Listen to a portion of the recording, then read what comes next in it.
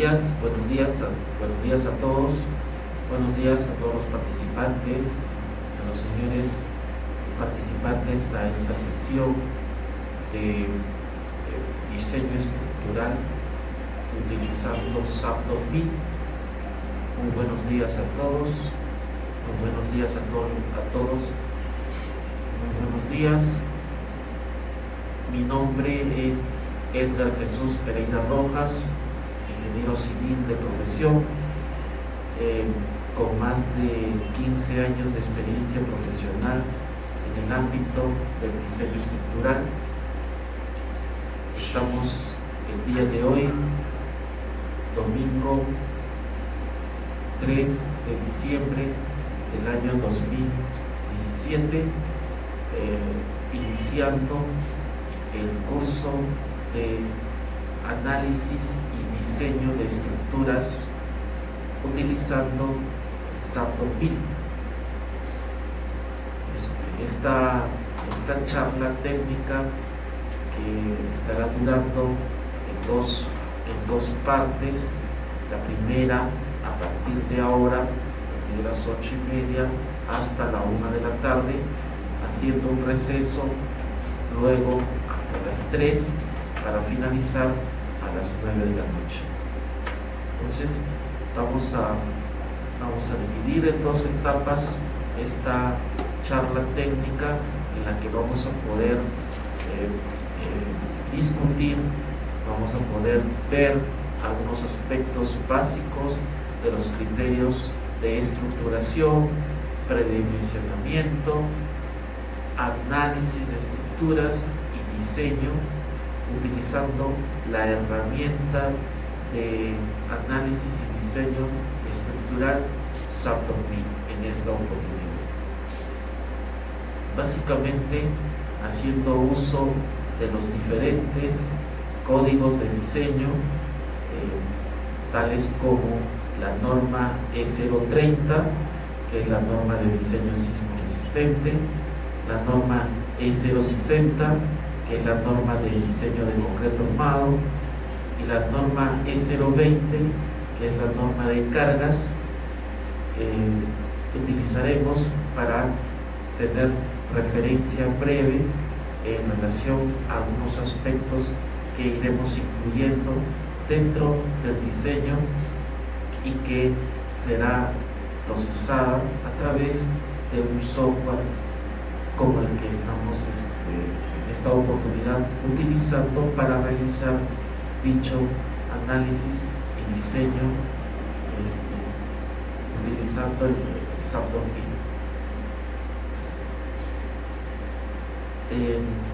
Esta charla técnica ha sido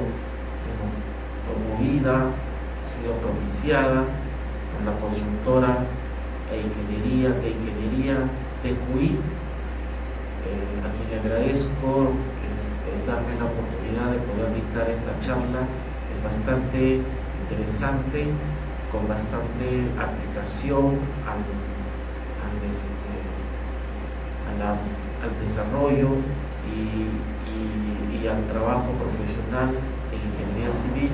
específicamente a la estructuración, y dar gracias también a la Universidad Nacional del Callao, que son las entidades que están respaldando a este ciclo de charlas técnicas que tienen como fin profundizar y desarrollar los conocimientos a nivel de estructuras en un diplomado que, según tengo entendido, se está siguiendo. Entonces, como parte de todo este evento, me han asignado el día de hoy con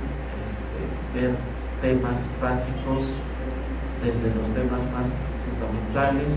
hasta los temas más avanzados que se puedan tener, para desarrollar, evaluar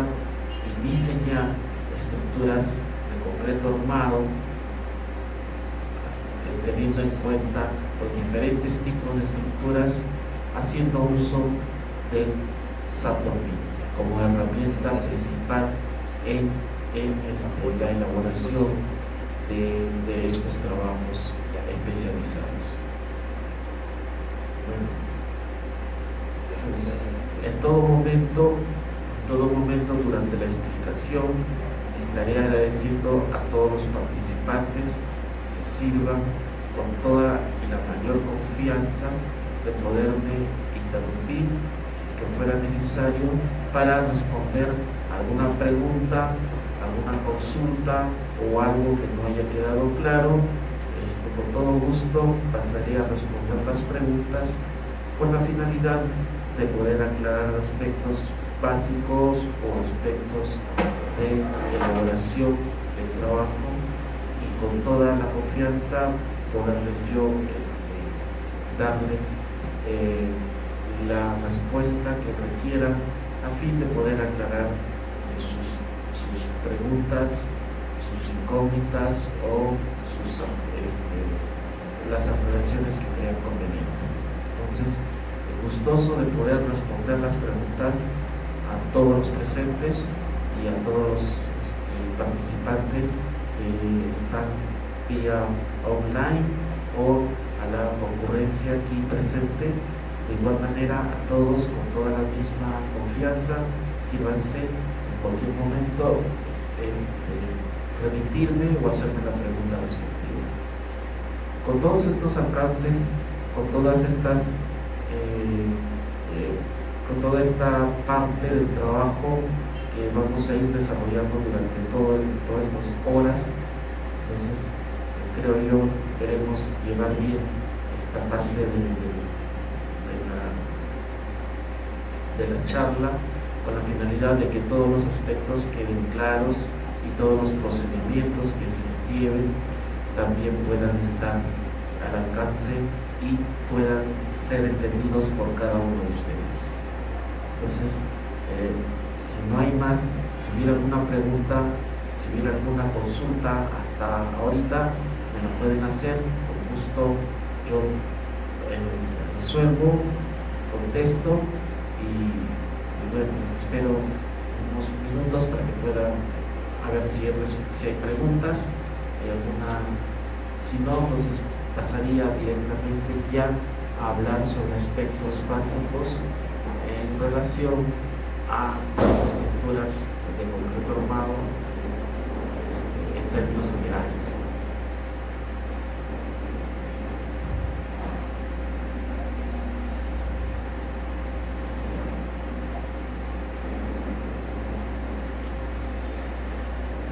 Me dicen no hay preguntas por parte de la audiencia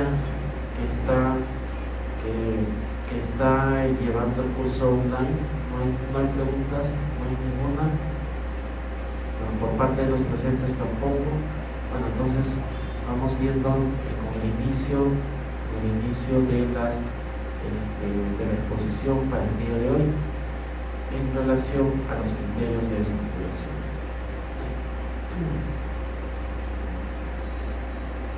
Bueno, durante el ejercicio profesional, el ingeniero tiene que conocer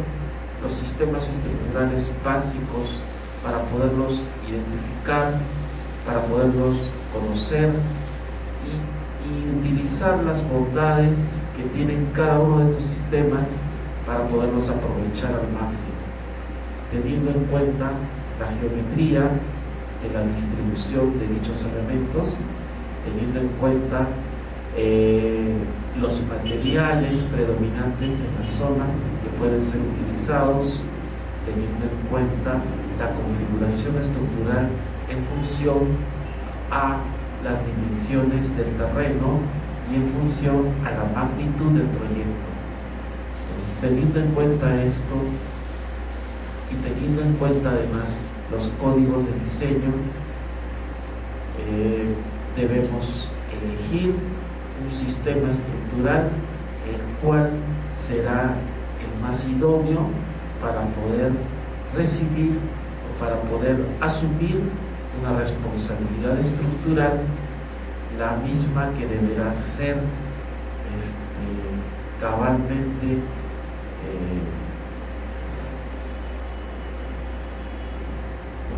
e íntegramente deberá ser resistida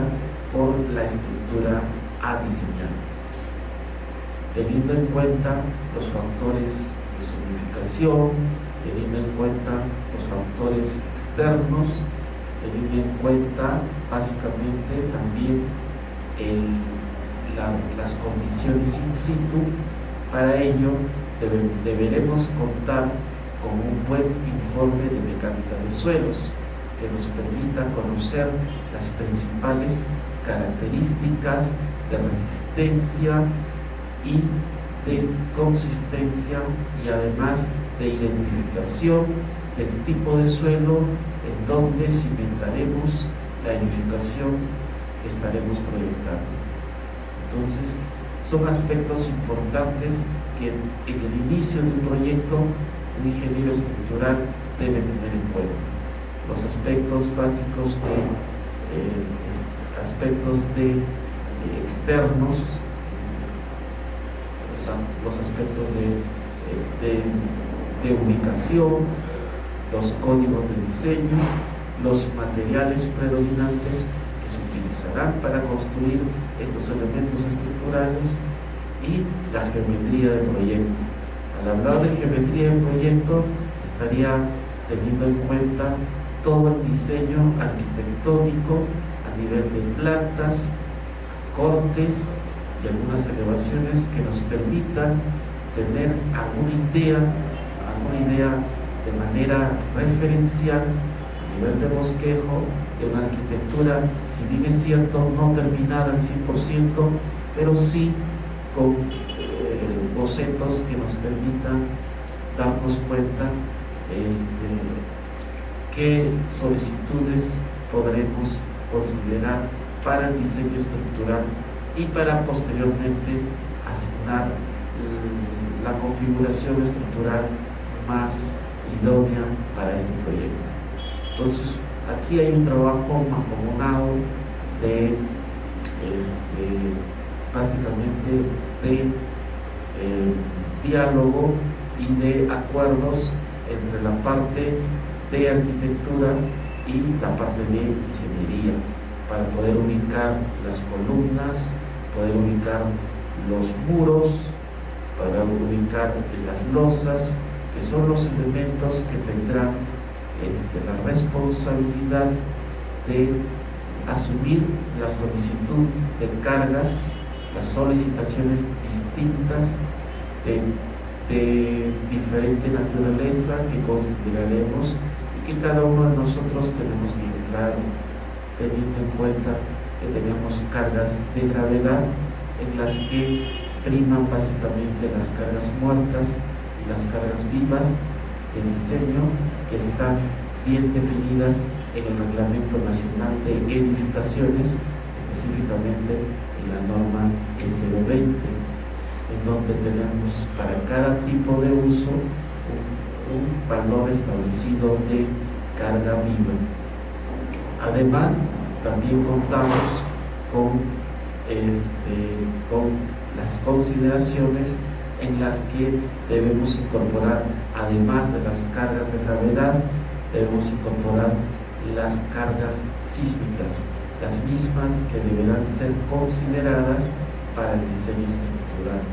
básicamente teniendo en cuenta la zonificación en la que nuestro país,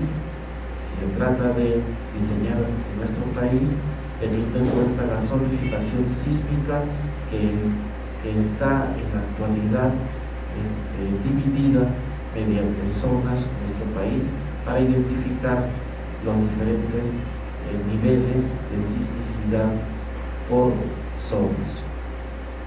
Entonces, teniendo en cuenta la sismicidad de la zona sísmica, teniendo en cuenta las normas técnicas, deberemos considerar el sismo de diseño para nuestra estructura, que lo haremos utilizando los diferentes criterios que la norma nos da como herramienta para el análisis sísmico, empleando básicamente el criterio de diseño por fuerzas estáticas o el diseño por el método modal espectral. y como una verificación, y no necesariamente como una imposición, se podrá hacer el diseño por evaluación, ¿no? Por evaluación dinámica por tiempo histórico. El reglamento básicamente indica que pueden hacerse con los dos primeros métodos, por método estático o por fuerzas estáticas, o por el método de análisis modal espectral, ¿no? En los que existen ciertos requisitos que en su momento iremos viendo en cada una de las explicaciones que tendremos el día de hoy. Entonces, viendo estos aspectos de cargas de gravedad, viendo e incorporando la componente sísmica y además, en algunos casos, también teniendo en cuenta los empujes laterales, sobre todo en edificaciones que no necesariamente se encuentran en un terreno plano, sino que además pueden estas edificaciones estar ubicadas en un terreno muy muy complicado desde el punto de vista topográfico, como por ejemplo estar ubicado a media ladera de un cerro, en donde parcialmente la estructura va a estar sometida al empuje lateral de suelos, en los que entonces los muros no serán simplemente muros de concreto denominados placas, sino que además deberán tener la capacidad de resistir carga lateral por empuje de rellenos, ¿no? Y si se trata aún más de ver aspectos más completos aplicados a una construcción, podemos también tener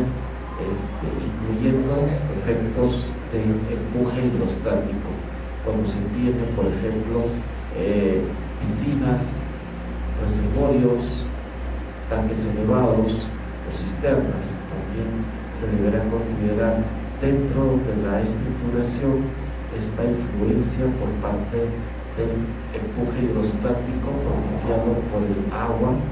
contenida en estos elementos ya indicados. Entonces, todo esto deberá ser analizado en un contexto pensando de manera genérica todas las solicitudes de carga a los cuales la estructura deberá responder de manera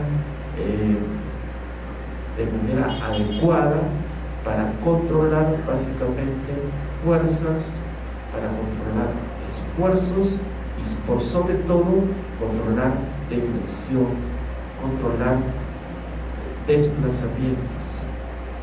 que más adelante también iremos conociendo qué tipos de desplazamientos son los que nos permiten tener parámetros de comparación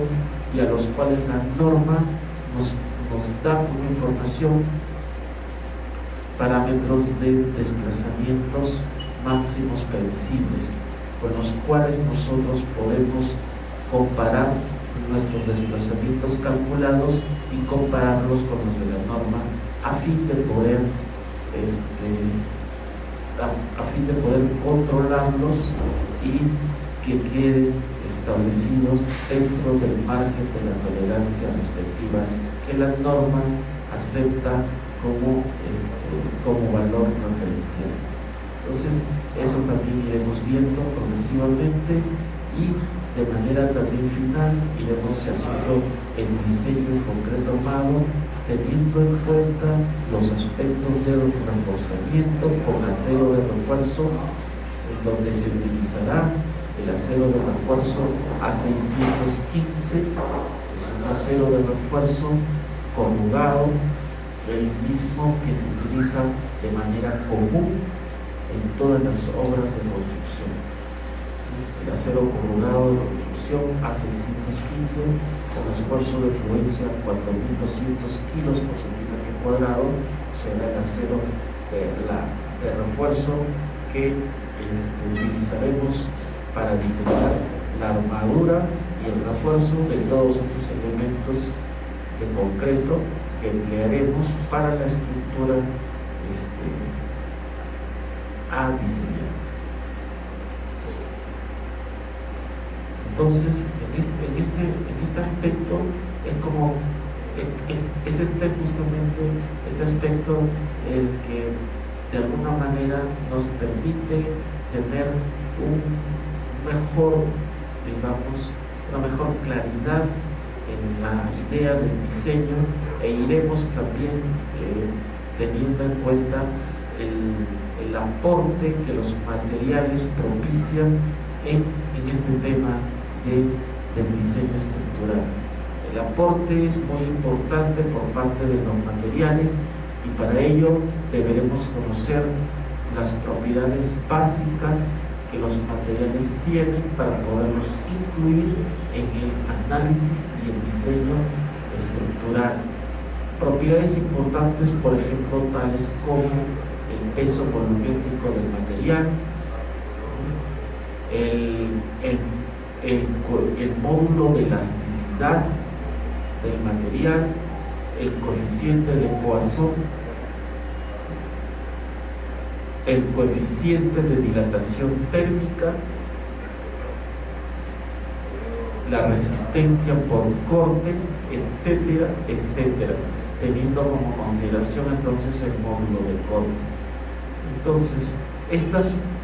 propiedades físicas o mecánicas inherentes a los materiales son las propiedades más importantes que deberemos tener en cuenta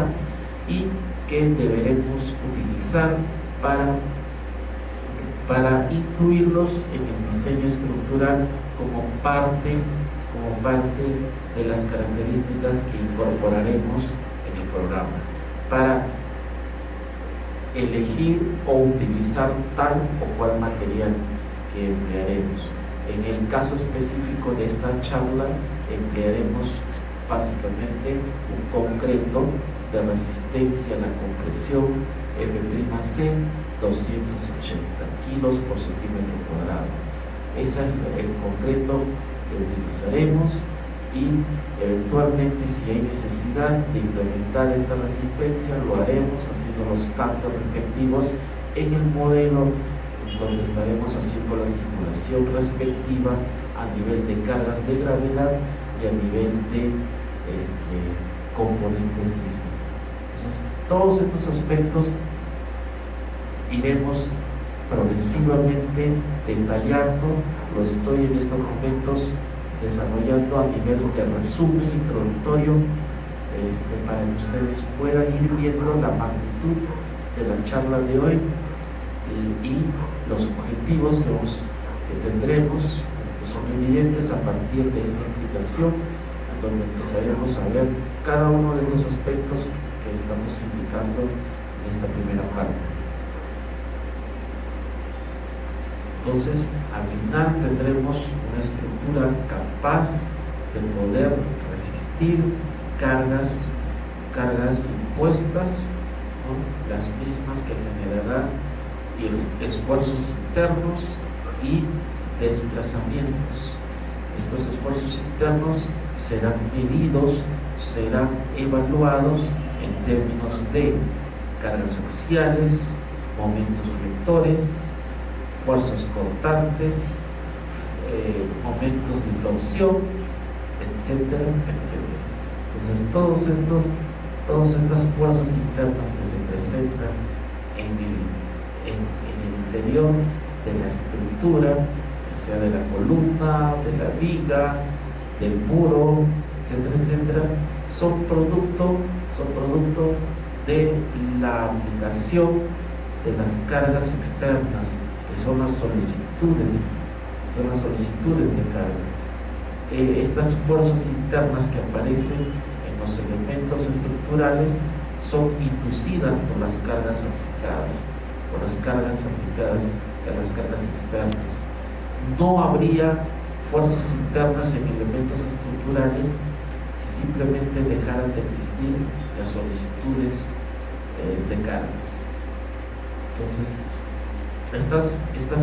esfuerzos internos aparecen como elementos, como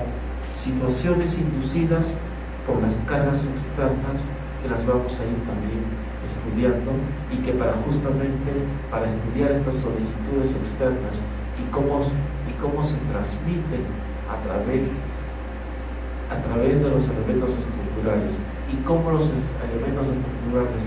pueden responder ante esta excitación externa provocada por las solicitaciones, y cómo responden en lo que es materia de esta primera parte que veremos en esta charla técnica que tenemos el día de hoy. Todo esto lo vamos a ir conceptuando con la finalidad de poder entender, de poder aclarar cada uno de estos aspectos que también Sabdovnik tiene incorporado dentro de sus módulos. Tiene incorporado todo esto. Ustedes también pueden escudriñar en la opción Help, en donde tienen un manual de ayuda, donde todos estos aspectos que estamos conversando están bien claramente establecidos.